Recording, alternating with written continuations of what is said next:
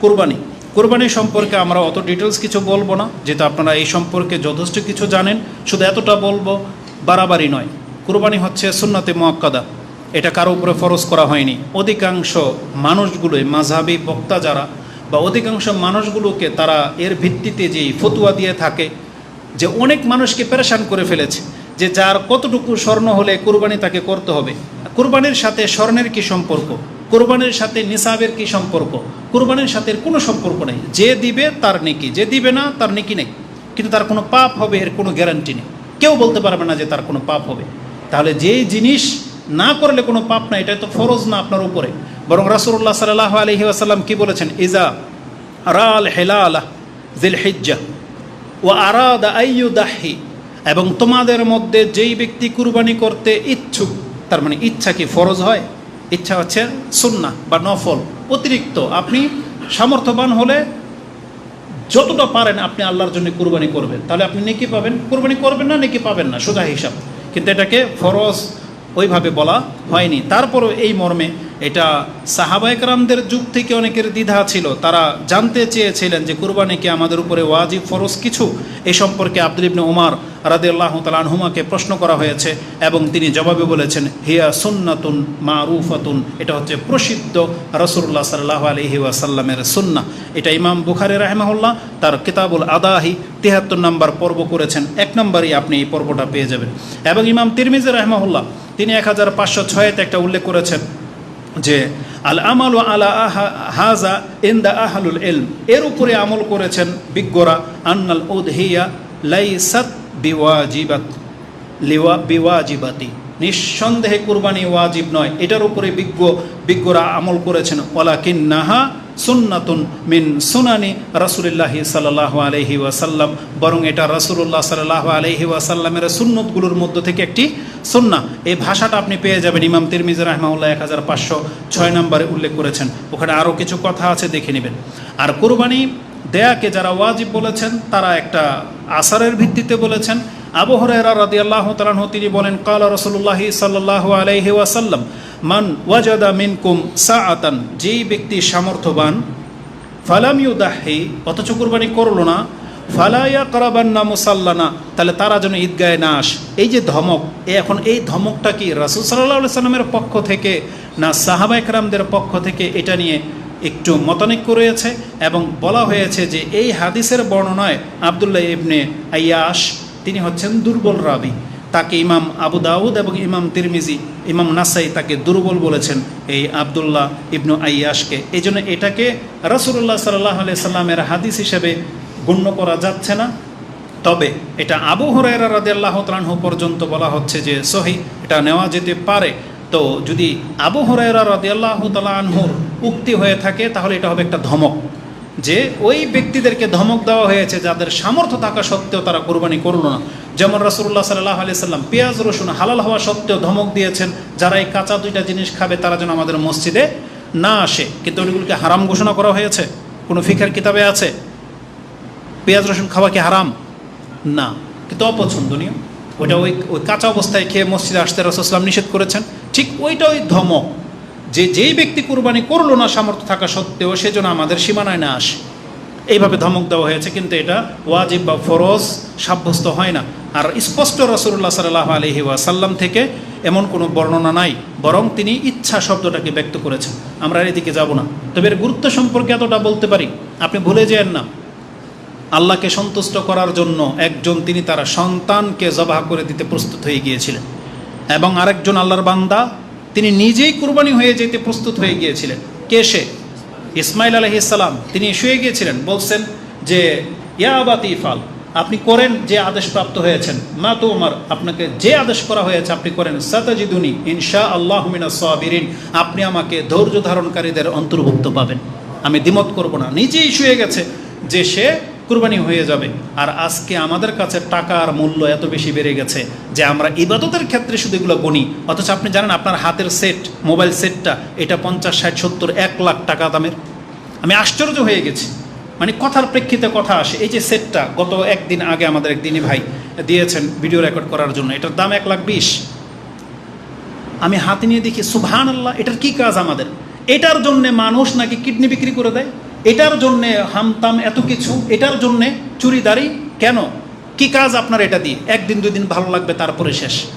অথচ আপনার হাতের সে 20, 50, 30, 40 হাজার টাকা দামের, অথচ একটা খাসির দাম মাত্র 20,000 টাকা।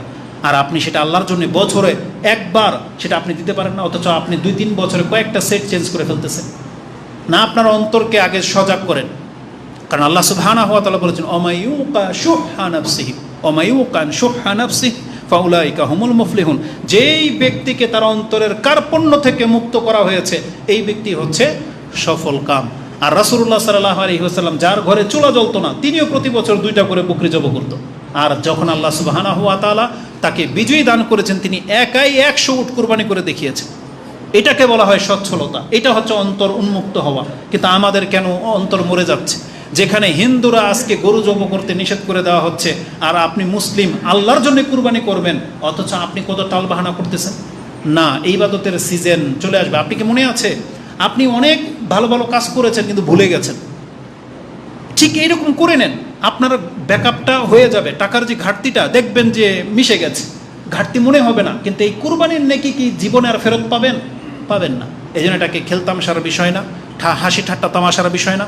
অবশ্যই এটার মধ্যে আল্লাহ সুবহানাহু ওয়া তাআলা কল্যাণ রেখেছেন। আর যারা কুরবানি করবেন তাদের জন্য নসিহা শুধু একটাই, কুরবানি যদি আল্লাহর জন্য হয় তাহলে সেটা আল্লাহ যেভাবে সন্তুষ্ট হবে আপনি সেই কাজটা করে দেখায়।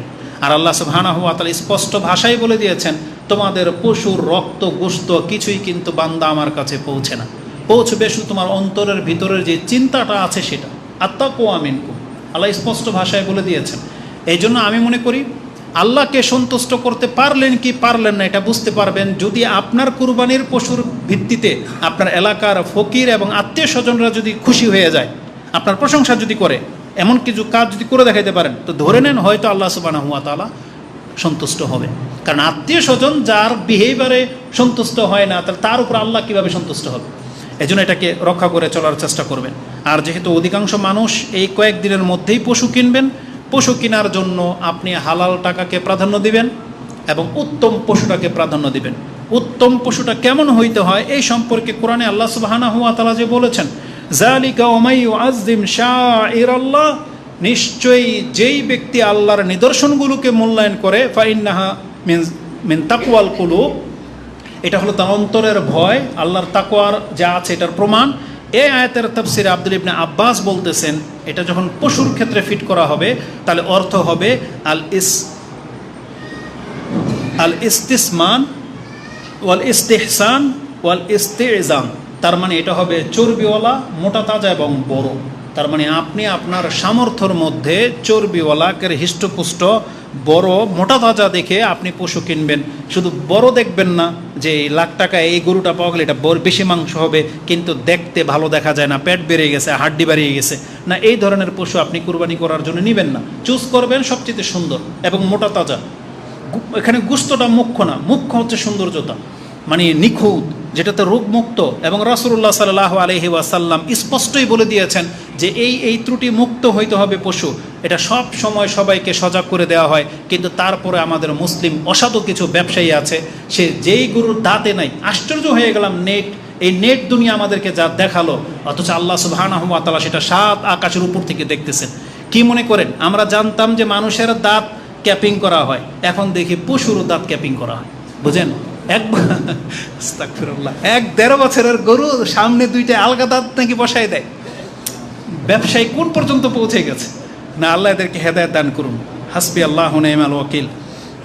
তো কিভাবে আপনি পশু নির্ণয় করবেন? তারা বলতো কুন্না নুসাম্মিনু, আমরা পশুকে মোটা তাজা করতাম, উদহিয়াতা বিল মদিনা, মদিনাতে আমরা পশুকে মোটা তাজা করতাম, কুরবানির পশুগুলোকে বিশেষ করে। আলী রাদিয়াল্লাহু তাআলা আনহু তিনি বলেন, আমি তো ত্রুটি মুক্ত পশু দেখতামই, উপরন্তু আমি কোনটাকে প্রাধান্য দিতাম? আন-নাস্তাশরিফাল আইনু ওয়াল উযুন, এমনকি আমি চোখ এবং কানকে খুব গুরুত্বের সাথে বেছে নিতাম। কান কাটা, ফাটা, ছোট এগুলো আমি কুরবানি করতাম না, যেটা কুরবানির জন্য শর্ত না, কিন্তু সৌন্দর্যতার ক্ষেত্রে তিনি কানকে পর্যন্ত লক্ষ্য রাখতেন। আলী রাদিয়াল্লাহু তাআলা আনহু থেকে এমনটা উক্তি পাওয়া যায়, যেটা ইবনে মাজাহ তিনি 3134 এবং তিরমিজিতে হাদিসটি 1498-তে উল্লেখ করেছেন। এবং রাসূলুল্লাহ সাল্লাল্লাহু আলাইহি সাল্লাম বলেছেন, লা তুজজিউ কুরবানির জন্য যথেষ্ট হবে না। আরেকটা শব্দ হচ্ছে লা তাজুজু, জায়েজই হবে না। চারটা ত্রুটি থাকলে, চারটার কোনো একটা, সেটা কি?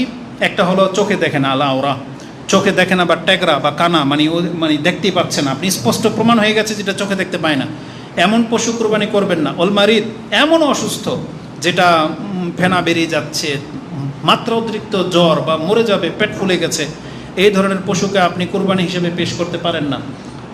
তৃতীয় হচ্ছে ওয়াল আরজা, যেটার পা খোরা, মানে হাঁটতে পারে না। একটা হচ্ছে ব্যথা পাইছে সেটা ভিন্ন জিনিস, কিন্তু পাটাই নষ্ট, হাঁটতে পারে না, এমন পশু আপনি কুরবানি করবেন না।